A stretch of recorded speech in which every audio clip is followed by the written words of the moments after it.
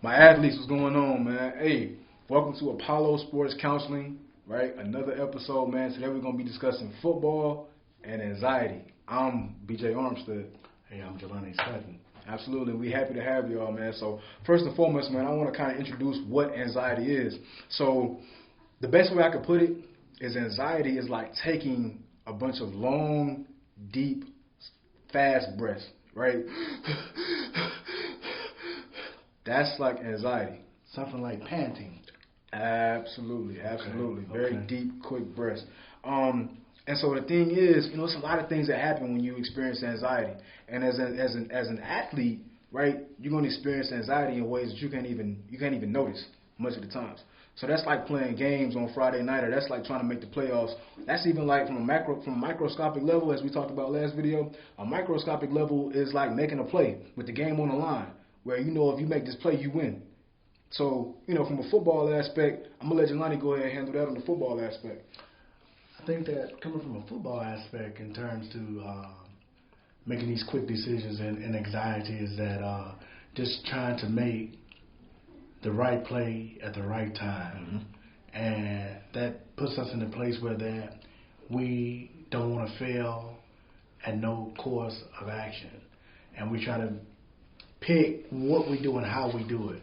So that's how I look at it from a football aspect, in making the correct forming tackle, running the right route, all the above, getting in the right hole, bouncing and getting in, bouncing outside, staying true to the hole. Mm-hmm. As a linebacker, staying in your gaps, reading your keys. As a DB, using the sideline as your help. These are certain things that I see anxiety as, and whether we as athletes look at when we have struggles with certain things, just trying to make the right choice to be able to make the right play. Absolutely. And see, the thing is, too, many times we begin with the end in mind, but that could work positive and negative. It could work negatively in a way where we're thinking about what happens if I mess up, right? So now you have a fear of the future. There's a story I want to share with you guys, too. It's pretty much a story of the warthog and the lion. All right, I'm going to actually read it to you guys, all right? So look. A warthog sees a lion at the other end of the field, right?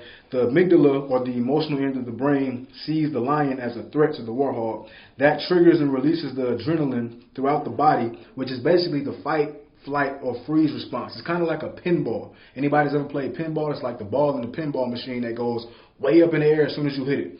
That's pretty much how adrenaline works in our bodies. Mm-hmm. Very, very fast and very, very quick, right? But the warthog starts racing. The warthog's heart starts racing, and the breathing speeds up. The lungs passages begin to expand, and certain blood passages dilate, all right, to make sure that oxygen goes through the muscles needed to flee from the lion. The warthog's pupils dilate in order to take in more of the scene, and the peripheral vision decreases and gets blurry.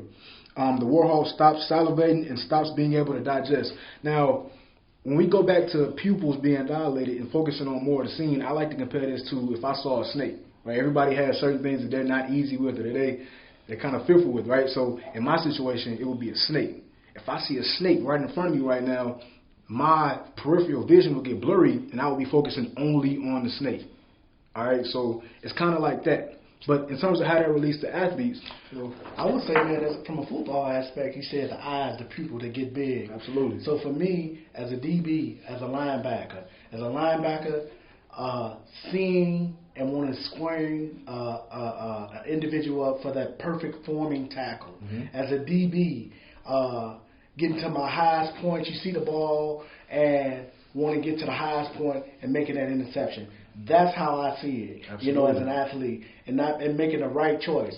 But knowing that getting to this highest point, I'm going to have to do one or two things. Either knock the ball down or make the interception. Because if I don't, chances can be that what can probably happen. Absolutely. Hey, I done put the ball in another person's hands. Mm-hmm. A level of anxiety. Mm-hmm. It's all about coming back to that anxiety thing, mm-hmm. in terms of how our body is regulating and how we see things and how our body and the body chemistry and the makeup of everything rolls. Absolutely. We want you guys to be aware, man. There have been studies shown that a lot of certified athletic trainers were asked about their athletes and facing anxiety. 85% of athletes suffer from anxiety, whether that's before the big game, whether that's before the big play, the big season, their senior season, right? Because they know that they have to get drafted or they have to sign and go to the next level and play ball. But 85% of 85%? athletes, almost 100%, 85%. Man, that's a lot. So that's a big portion in mental health. Absolutely. And we're seeing that every day. Absolutely. In terms of athletes, in terms of young men, and on a regular daily basis Absolutely. in society and in home, and that comes from different levels in terms of that anxiety. Look, 85%. That's when we say fight or flight. That means how I'm going to be able to take care of myself. How am I going to feed myself? How am I going to be able to do this or do that? So from an athletic standpoint, we have so many things to look at, in terms of a daily about ourselves, in terms of the well-being, the makeup, the taking care of ourselves, how's things going at home, how is mama doing? Absolutely. I think that's the biggest thing in the fight or flight. We want to know how our mothers are doing, because most of these athletes they coming from, especially these young black men, they coming from homes, single family homes, being raised by single women, and they are off at school. 100%. Either they make it or either they don't. Then most of them come back home because of what? Because that's the fight or flight. Absolutely. Mama ain't making it. I'm worried about this. My body got me all tensed up. That's a lot to do with it as well. So that's that fight or flight thing, I think. So athletes, if you find yourself, now we're going to go over some of the symptoms of feeling anxiety. If you find yourself being tingly, if you find your heart racing, if you find it's a little harder to breathe now, right? Or you're getting a little lightheaded now, almost as if you're about to pass out, take a moment and calm down. Just think through it, okay? If you find yourself where you're only focusing on what's in front of you and being blind to what's around you, that's another big symptom of feeling anxiety, all right? You've got to understand that you've got to calm down. Now, anxiety is the number one mental illness in the world right now. How do we find ourselves when we're going through this form of anxiety? What are some of the things that we put in place to be able to regulate that anxiety in our bodies, or to be able to help us when we're struggling with those things as athletes? I think it's about your thoughts. What are you thinking about? What are you thinking about, and how can you take a step back and notice what's around you? That's what it's about. I'm going to draw another conclusion in right now.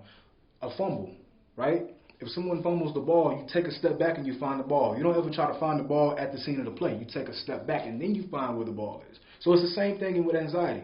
If you feel yourself being anxious, as we just went through a lot of the symptoms of anxiety, you take a step back and you notice what's around you. Think of other things. I like to say, go to your happy place, right? So we're saying options. Absolutely. We're trying to put options in place Absolutely. to be able to regulate these symptoms in Absolutely. terms of breathing, taking a step back, taking time out for ourselves to kind of refocus ourselves. But let me tell you why I said that, though, right? Because many times when you have anxiety, when someone is experiencing anxiety, the prefrontal cortex, which is the part of the brain that thinks, right, controls the thought pattern of our bodies, prefrontal cortex is shut down and is overpowered by our amygdala. The amygdala is in the center of the brain, and that controls the emotions, the fear, the happiness, the sadness, the joy, the anger. The amygdala controls all of that. But many times people have hypersensitive amygdalas when they have anxiety. So the prefrontal cortex is shut down. So this is a brain thing as well, Absolutely. too. It's a brain thing. So we're coming from a whole different era now. We're going in the mental part of it in terms of this whole anxiety piece. And you're right. The brain thing plays a lot. The brain tells us what to do and how to do it, and we have to learn how to regulate those things. And the body, they say the body will tell you what to do and how to do it, or it will shut itself down. It talks to you. You're right. It will talk to you. Now, I came up with a kind of a little nickname definition for anxiety, right? What's that is? And so that is anxiety is your response, or your body's response to fearful stress, right? So it's stress, but it's fearful stress. So in real life, one would say that's the bill being paid, or that's you having to turn in an assignment that you may or may not have done yet, but you being close to missing a deadline, or you wake up late for work. So for athletes, Jelani, how do you think that one could face fearful stress, like in terms of a pressure situation or being afraid to fail? What are some situations that athletes can be afraid to fail? I think some of the biggest things is that as an athlete being kicked out of school. Wondering how, next level. Wondering how when the next semester comes, is there going to be enough funds to be able to pay for school? That's real. That's real. That's a real anxiety thing for those that are athletes in small schools, even in big schools. Not even that. just being able to just maintain. When you have nothing else, when you don't have nothing at home to go back to, this is your future. But if things is not set in place for you to be able to assist you, then how I'm going to be able to maintain? Absolutely. So, I mean, a lot of that has a lot to it. And so a lot of us that come from urban communities and things like that, and we come from these urban communities where things are limited. Resources are limited. So we have to Absolutely. take advantage of what we got. And so in taking advantage of it, sometimes things do come into place where things happen. Things happen, and we have to find our ways to get these things and how to be able to handle and deal with these situations without putting ourselves in a situation. And it's kind of hard at sometimes when you're 19 years old, 18, 19, 20 years old, trying to figure out this thing called... Or younger than that. Yeah, this thing called life. Life is real. It's a real situation. And life put us in a place where anxiety kicks in every day when we wake up and our stomachs are growling and we're not able to maintain in today's society because of certain things. So let me ask you this. In terms of football, right, more specifically football, because many people are the star running backs on their team, but they face things and then they get kind of conscious about what's going on. They can feel that pressure that's around them, right? So in terms of football, or they might be that quarterback that hasn't figured out where he's going to play next year. Yeah. You know, you're in high school, you're trying to reach the next level, or you're in college and you're trying to get signed or drafted. Competition. Right? Competition.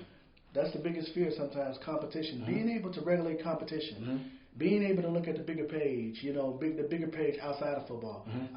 We all would like to go to the next level and things of that nature, but however, whatever's destined for us is destined for us. Absolutely. You put the work in, this is what you get out. Absolutely. You put nothing in, nothing comes from it. Absolutely. But however, looking at the bigger picture of it is being able to take what we have in front of us and build from it.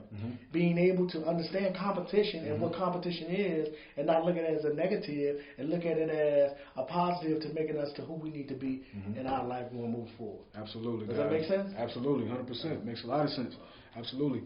Now, our main goal is to make sure that you guys are very, very aware that because you are anxious doesn't mean that somebody else is not anxious. There are plenty of athletes, student athletes out there who face anxiety before every game. As I told you before, the study was done with the certified Atlanta trainers, and they said 85% of the athletes that they work with show signs of anxiety, right? So we want you guys to be very aware that don't take it lightly. Again, we discussed the symptoms earlier. If you feel these symptoms, be aware of them. Do not suppress them, all right? Do not suppress them. Address them. Don't suppress, address, all right? So understand, man, anxiety is, once again, your body's response to fearful stress, okay? So, again, we thank you guys for tuning in, all right? And remember, through it all, win.